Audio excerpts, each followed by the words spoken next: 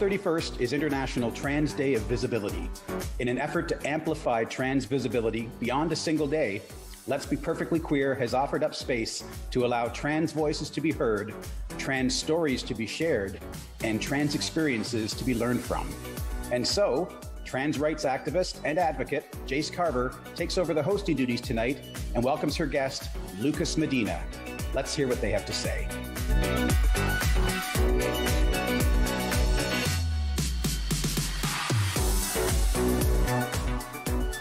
Hi folks, Jayce Carver here for my second taping of an episode of Let's Be Perfectly Queer, Rogers TV Barrie. Again, I'd like to thank Deanne, our producer, and Randy Davis, the original host, for allowing me this opportunity during Trans Visibility Month to bring on some folks who have some important things to say.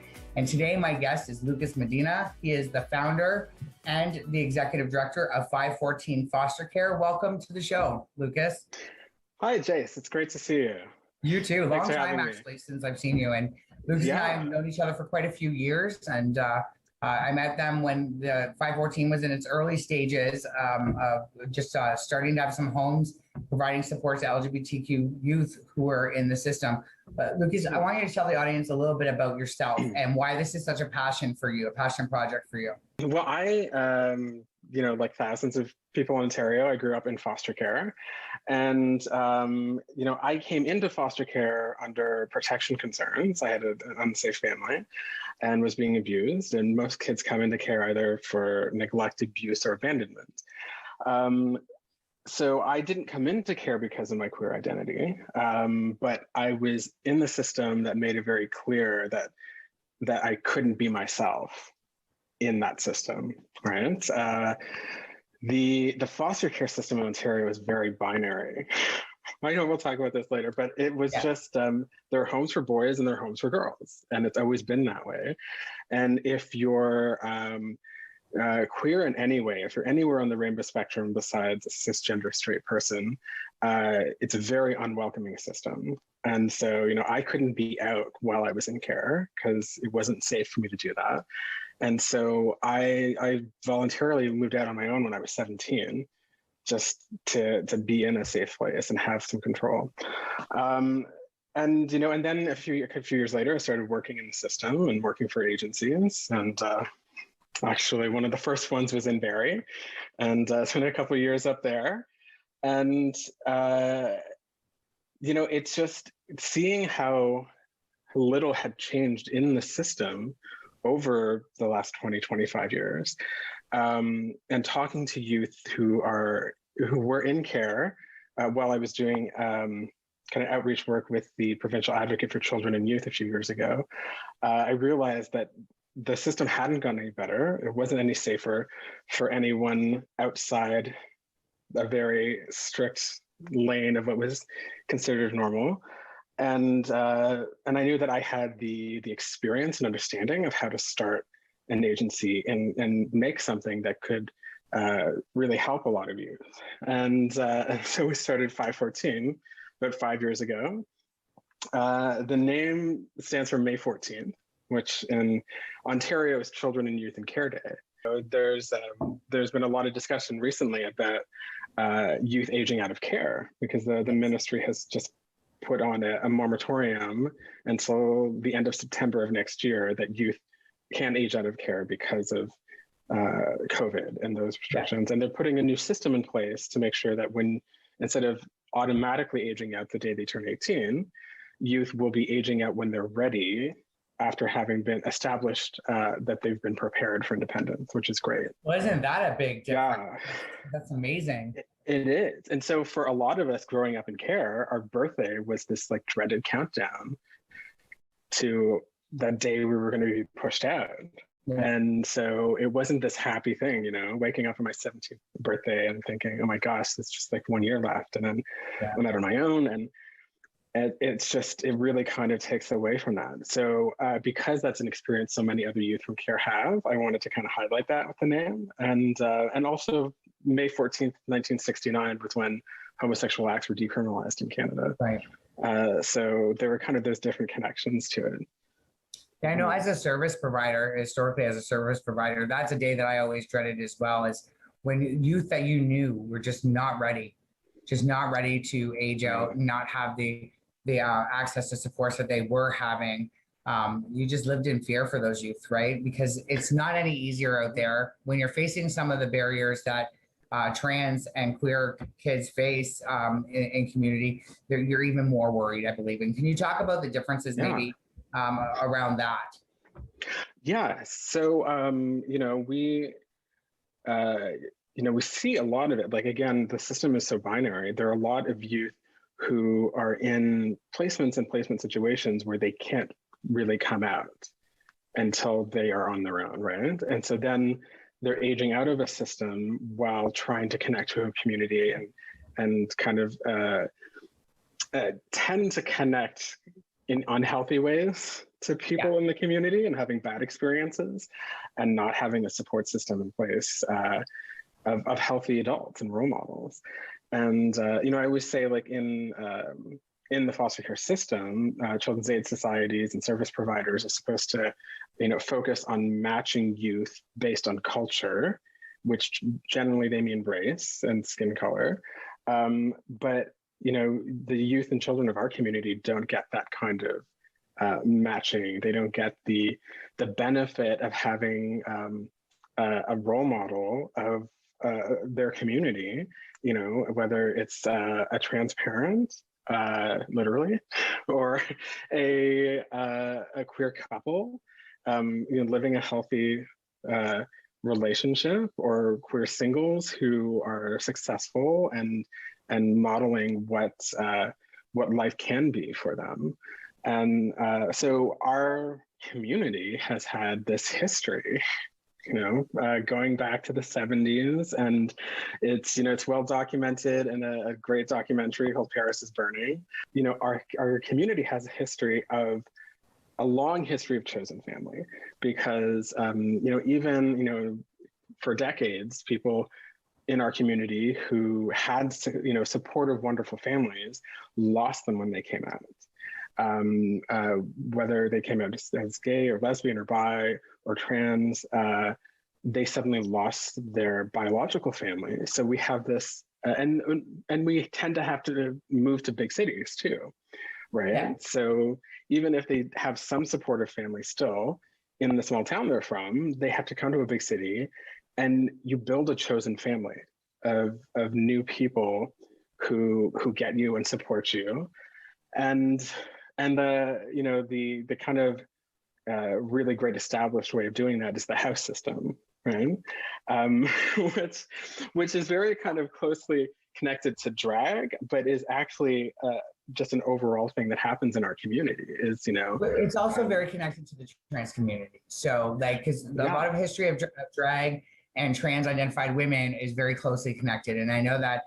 I know many trans women who, do the house system thing. And I know that I naturally gravitate to wanting to support queer and trans youth. We've partnered on a few cases. Many trans women that are just newly coming out call me mom. I help support them through their transition, even outside of the work that I do, that I'm not currently doing. I still do it in my day-to-day life. It's just something that I feel like has historically always been a role for trans identified women, still currently is. Very much expected of us in our community, and very much a role that we step into easily. How do you feel about that statement?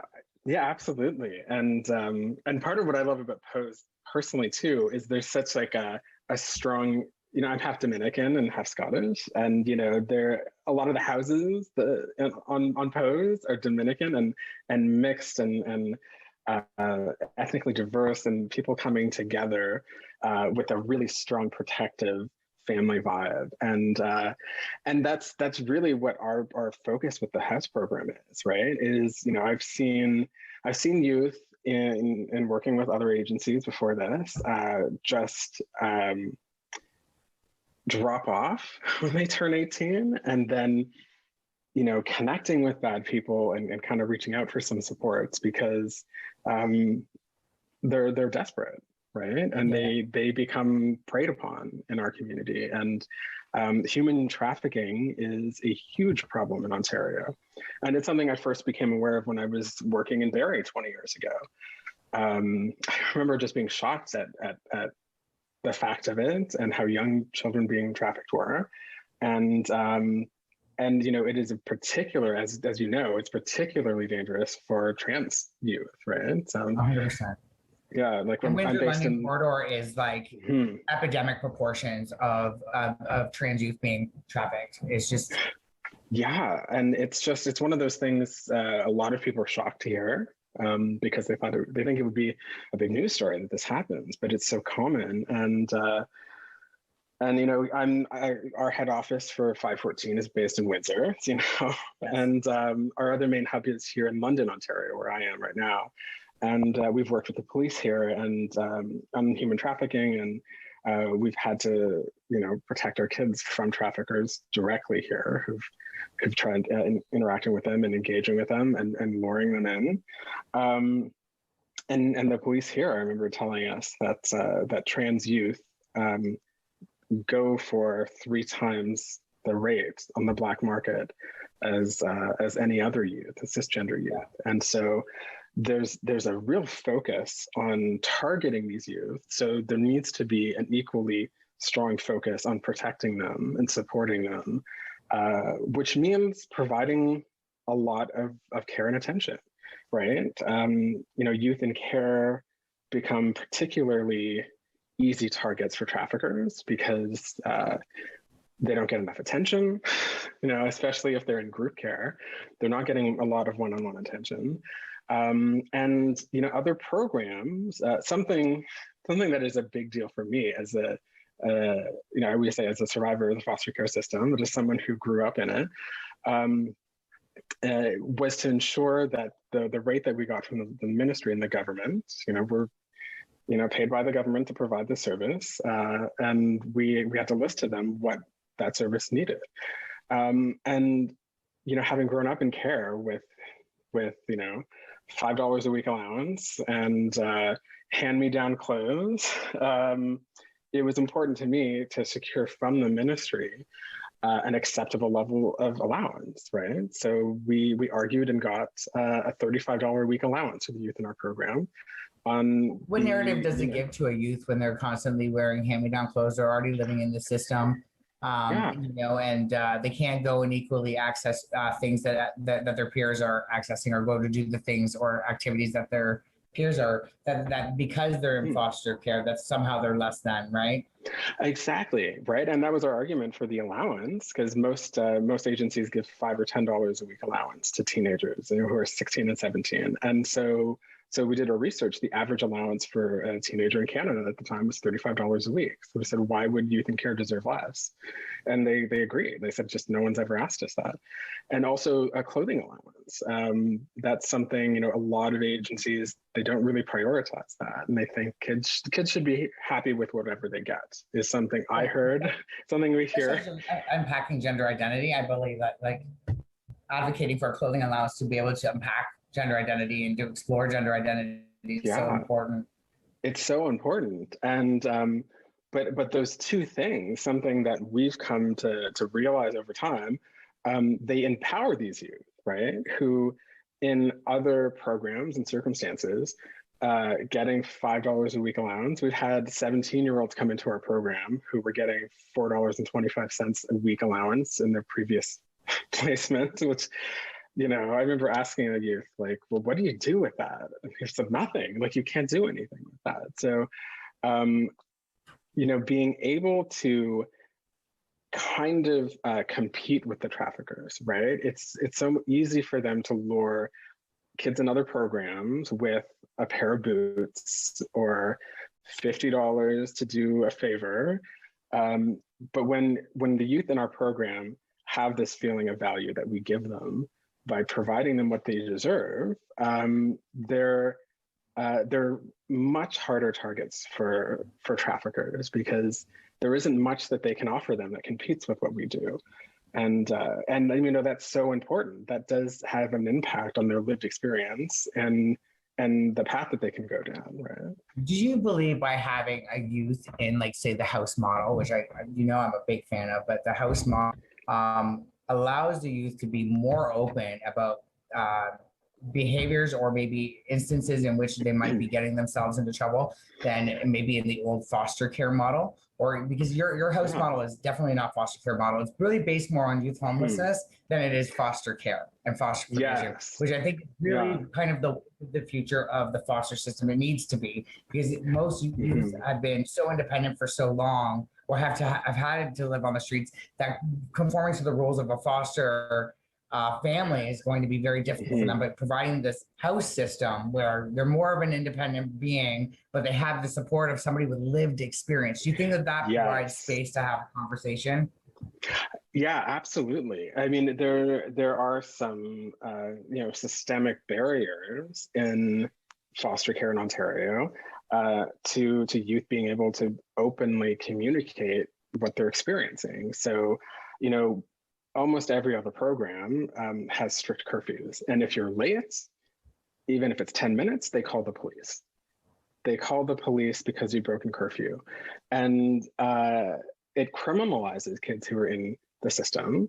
And so it really tells them that they can't trust the service providers, the people who are supposed to be taking care of them, with kind of details of what they might have been up to beyond that, right? If just being 15 minutes late for curfew means the police get called, if the reason you're late is because you were assaulted, or you took a hit of some marijuana with friends and you're not feeling great and might have been laced with something, they don't feel comfortable sharing that, because it's not an open environment to be themselves and to learn from the mistakes they're making. And like you said earlier, I mean, the other key thing to our program with the house program is that our focus is that the house mothers or house fathers or mentors, depending on how they identify gender-wise, have lived experience, not just in the community as part of the LGBTQ2S community, but we also very specifically look for people who have lived experience in the system, because it is so different. We have, I have lived experience, and the house parents we have now have experience in the system, and it means that we're able to have different kinds of conversations with our youth, and we're able to advocate for them in ways that other people don't. There's, like I said, there's been a lot of discussion in the last couple of weeks about aging out and how terrifying it is, and it's very hard to understand the impact that has on you unless you've gone through it. Right. It's, I think people can be empathetic, but when you've gone through that experience of that countdown and then being out on your own, you come to providing care for the youth in our community who are experiencing that very differently. Right. Absolutely. I've never been in care. I was raised in a very abusive and alcoholic and addictive household. But I have survived things like I've been trafficked, I've been sexually assaulted. I am also trans. I also understand that some of what I've allowed to happen to me is because I don't feel valuable enough as a trans identified person, or don't feel included enough into society as a trans person. I almost will take a codependent road to relationships. And I know that I still am very connected to youth that came to my life through your organization, who I still call my daughter, and she's doing amazingly in community right now. And we're both recovering addicts, right? And we're able to have those conversations. She lives like right behind my apartment now, so we're able to have those conversations and go to recovery meetings together. And she calls me mom, but I know that basically the model you're creating is a model that we're just living on our own, even though we're not connected to your organization, just because it works, right? And she doesn't have to be afraid of telling me things that she's gotten into that are risky behaviors, because I've done them, and I'm not going to just give her crap for it. I'm going to say, this is what happened when I went through that situation. So this is what you could avoid by having these conversations with me, maybe not engaging, or, if you do, know that you can come to me and we can talk about it, right? And I think that's the model that you've created, and it keeps kids safer. And because it's not just kids that are at risk, grown trans identified folks are equally at risk in our community, but kids, they don't have the ability to be able to kind of murky their way through those muddy waters and get the services that they need if they don't, especially if they don't exist, right? And we are making right. And I think that's and a lot of them, they don't get the support to connect to what is available, right? We find, social workers in big children's aid societies who have a youth who comes out as trans, suddenly they don't know what's available. They don't know what's available in Toronto for them, in London or Windsor. So like they don't even have people in the system to support them properly. But yeah, like you were saying, like that was, part of the core reason we started the whole program and agency was, I worked in different agencies. I've worked for the Children's Aid Society of Toronto and private operators. And there's this, first of all, very frustrating us versus them mentality of, on both sides of it, right? When you're being serviced by a child welfare agency, you feel very much like they're against you, and people who work in child welfare feel like the people they serve are separate from them. Yes. And for us, like these are the children of our community, and like you just said, other agencies, other service providers, they think, after they're 18, they literally have said this, after they're 18, they're not our problem. Right? They disappear, they're not our problem, they're somebody else's problem. Like these are the children of our community. They will continue to be a part of our community and regular engagement beyond when they're in our program. Because like you said, like we are a community and they are the children of our community, and we will keep these kinds of connections. And I think that's important too. One of the things we're incorporating in the house model is a program to prepare them for being independent. And one of the tools for that is to create a literal like drawn chosen family tree, so that by the time they age out, they have these people that they can trust, that they know these are my chosen family who are going to be there and support me, and will help them keep connected with that.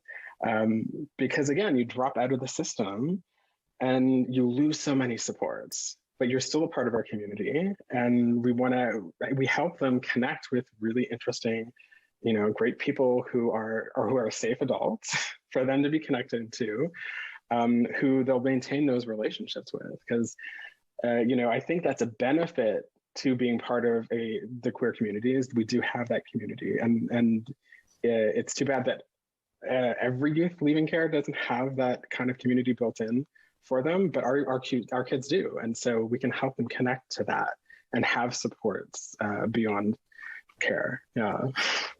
When you started your agency, it was, and it still is, it's LGBTQ2+ organization. Mm-hmm. But the statistics have shown around service provision and who's accessing your services the most. Overwhelmingly trans and non-binary youth. Again, that kind of goes back to the way the system is built, right? It is this very old system. Some of these children's aid societies in Ontario have been around for 154 years. They're proud of how long they've been around, but the system, it really hasn't changed enough. And so there very much is a focus on boys' homes and girls' homes. And you can have 4 teenage boys in a room, because why would that be a problem? There are 4 boys, right? We can't have girls in the same house as boys because there could be issues. So the clear gap that still exists in the system beyond us, we are the only identified safe placements in Ontario for trans youth. Yeah. And we don't have boys' homes or girls' homes. We don't have trans homes. We have homes where everyone in our program, every youth in our program gets their own room. So if their identity changes, if their orientation shifts, it doesn't mean that it's going to impact their living situation. We're not going to say, oh, wait, you were a lesbian, so you're in the lesbian home, but now we're going to have to move you to a trans home. That's not how we work, right? And our caregivers and house mentors and house mothers and fathers are open and inclusive to everybody. I would say, we are expanding the house program. So we're going to be posting listings soon for new house mothers and fathers and caregivers here in London and in Windsor soon. I'd want to let youth who think that they could benefit from being in our program know that they can go to our website, which is 514.ca, the word spelled out, or just fostering.ca. Both will lead you there, and you can self-refer into our program. And I also think it's then. That's new too. It is. That's amazing. Yeah, it cuts out them having to go to their social worker to get permission to access us, because every youth in Ontario is entitled to our service. And also I'd point out one of the important things that's changed in the last few years in Ontario is that if you're over the age of 16, you can enter into voluntary agreement with children's aid societies to come in to care, and you can request to be put in our program. But something that we've seen is a lot of children's aid societies have had 16 and 17-year-olds come to them and ask them for support, and they kind of pretend that the voluntary aspect of that applies to the CAS and whether or not they want to get into that agreement. But it's voluntary for the youth. But if they come to a CAS and ask for help and service, the CAS is required to provide them with care. So I think it's very important for youth to know they have the right to that care. And if they have trouble with the CAS who's pushing back on them accessing that, they can contact us. Even if they don't come into our program, we're happy to help advocate for them to access the services that they're entitled to. Lucas, we've ran out of time, unfortunately, and I want to have another conversation if Randy ever opens up the floor for me again, because you brought up something during this conversation I think needs to be a complete episode of its own. But I want to talk. You talked a lot about being mixed race yourself and growing up in care, and so I'd like to have you back on another episode just to talk specifically about racism in the child foster care system, if you're open to that. Oh yeah. I can talk about that, yeah. For days, right? For days. Yeah. I think it's a conversation we need to have, and I think the racism conversation has been put so on the back burner because of COVID right now, and it's like Black Lives Matter, but only for 15 minutes, and we need to bring that back. So I definitely want to have that conversation with you, but I want to thank you for your time. I want to thank you for the work that you're doing for LGBTQ youth. And thank you for all the partnerships that you're creating in order to make sure that this is not just a Windsor, London thing, that what you're doing here could be a model that is beyond just this small area of our province. And it must be so cathartic. I know it is for me, having been trans and doing work with trans folks. It must be so cathartic to have lived through an issue, survived it, and then used that in order to change the narrative for youth of our future. So well done, and I applaud you. Thank you for being on the show. Thank you.